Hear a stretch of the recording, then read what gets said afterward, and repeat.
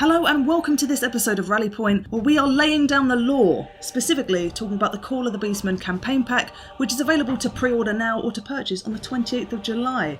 We are going to be talking about the lore of the Beastmen, and I'm here with Peter Stewart. Hi there. So Peter, what do you do? I'm a writer here at Total War. I'm also Andy Hall's stunt double. So, the history of the Beastmen. Eons ago, there was a massive influx of chaotic and magical energy, which gave birth not only to the winds of magic, but the race of the Beastmen as well. Yeah, it's true. Yeah, so a very long time ago in the Warhammer world, it's worth pointing out, not the real world, the chaos energy just poured in and seeped into the planet, into the world, into the trees and the ground, and it transformed the beasts and the men there into these horrible aberrations and mutations, which came to be known as the Beastmen today. So as a result, they're this really strong combination of animal strength and speed and human intellect combined, which makes them absolutely ferocious in melee That's combat. true. I would not want to go up against one in the Dark Alley, or any other alley.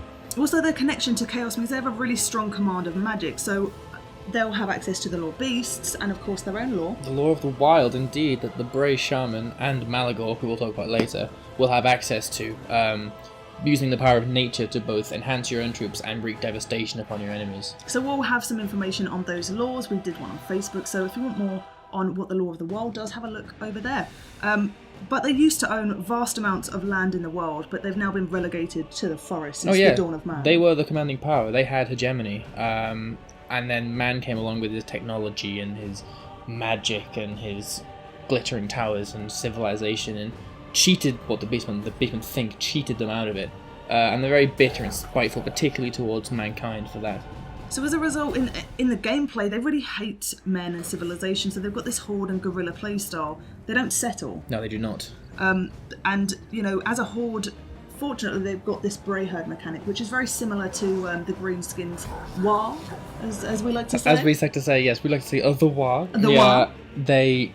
Yes, the more you fight, the more the bar will fill, and when you hit a certain threshold, you'll get yourself some more armies, more stacks to come along and help you fight in your campaign.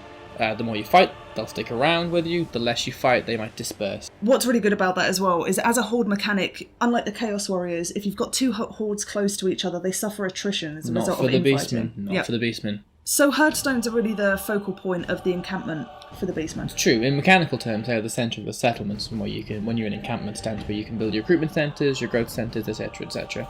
In lore terms, the herdstone is where the Beastmen gather and pray for victory. They get drunk and they revel and do other things. Also, they fight for control of the herds. It's where a lot of beast lords are made and unmade around the herdstone. Whoever has the biggest horn is the biggest boss. That is indeed true of Beastmen and in real life, Joey. Of course. So let's talk about our legendary lords that we're going to have available to us in the mini campaign. This is called an Eye for an Eye. Mm-hmm. So it's really focusing on you playing as Kazrak the One Eye. You are Kazrak leading the herd on his attack of the Drakvold. So what is the point of this mini campaign? What is your objective? As Kazrak, your objective is to get to the other side of the map, to Middenheim, and to take down Boris Todbringer, your eternal rival. Your arch nemesis. He is, rather. He took your eye in an earlier encounter, which is, you're looking pretty grisly because of it, Joey, I gotta say. Oh, sorry. And you have sworn revenge, because no man will take from you what you cannot take from him. That's just the nature of the beast. So he's a melee specialist. He's got a whip too. He is. Of all the beasts I wouldn't want to encounter in a Dark Alley, I wouldn't want to encounter Kazrak the most.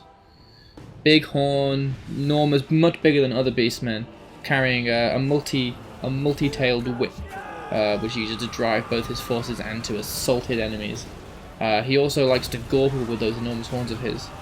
So that's the mini campaign. Your objective is to take down and I guess take the eye of old Boris Todbringer. If you can get to him. So in the grand campaign, you'll also have access to Malagor. You do, the Crowfather, as he's called, and he is the epitome of the devil in contemporary terms, what we would call the devil.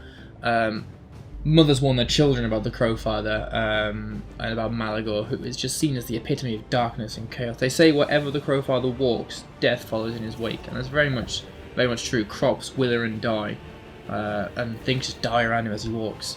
And as he goes through battle, he has access to the lore of beast, the lore of the wild, which he uses to just devastate his enemies and just wreak darkness. He's just a bad, bad man. So that has been this episode of laying down the lore for the Call of the Beastmen campaign pack. You can pre-order now on Steam, and the links for that will be down below. Thank you for watching this episode. Thank you, Peter, for joining us. Absolutely my pleasure. And remember to leave a lovely comment, please, in the comment section, and let us know what you would like to see in the future. Thanks for watching. And don't forget, See you soon.